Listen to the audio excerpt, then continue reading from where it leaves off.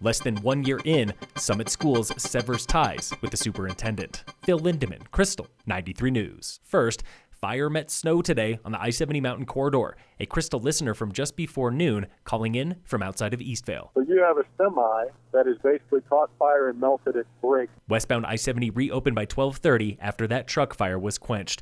And then the snow rolled in. Breckenridge Snowstake is showing 7 inches already. A basin in Loveland have 2 to 3 inches.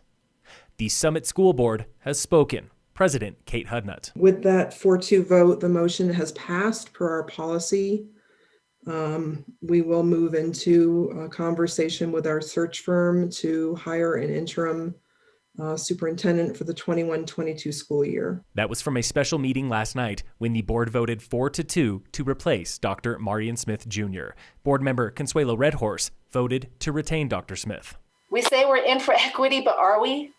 When it gets too hard, when the pressures become too hard, when people become disgruntled because we're dismantling systems that have 30% of our students aren't thriving, that is wrong. Gloria Quintero wanted to keep Dr. Smith earlier this month when the board was deadlocked and became the critical 4th vote against him last night. And I will still remember the work that you started. I will keep working for it. This decision came after passionate pleas to retain Dr. Smith. Local parent Jacob Denault. Let's not forget what this is all about.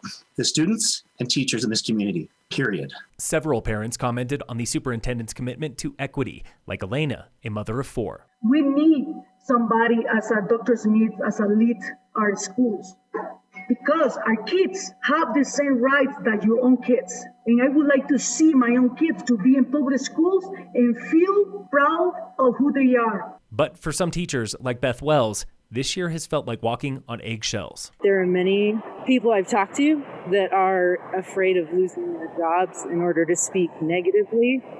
And I just want the board to be aware that there are many of us who fear losing our jobs in order to tell you how we truly feel. The search for an interim super begins soon. The board also needs a new board member. Candidate interviews are in 2 weeks for appointment by May 27th.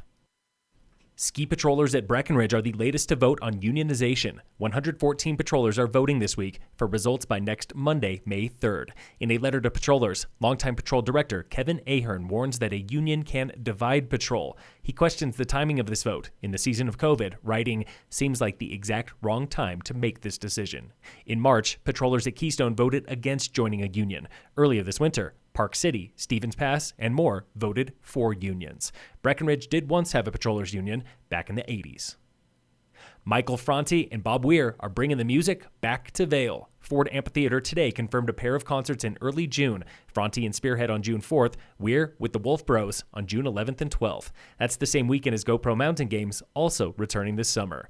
Dillon Amphitheater is still working on their summer schedule, possibly starting as early as Memorial Day with local bands. One last reminder that Breckenridge and Frisco are talking Main Street closures tonight. Officials review the pros and cons of walkable Main Street in Breck and the Frisco pedestrian promenade. Breck Town Council reviews survey results for more than 800 locals and business owners. Frisco gets an estimate on cost, amenities, and manpower before making a final decision. One shared question for both is COVID, and if it's necessary to do this all over again. Both towns closed main streets for social distancing and extra patio space. Breck and Frisco are meeting right now. In sports, the Rockies play the Giants tonight at 7:45. And in local sports, brought to you by American Family Insurance, the Weiss Agency, Summit High School sports have one last season. Tigers lacrosse, baseball, track and field, and girls soccer are playing this 4th and final season of the year, beginning now with practice, ending in June. Phil Lindeman, Krystal, 93 News.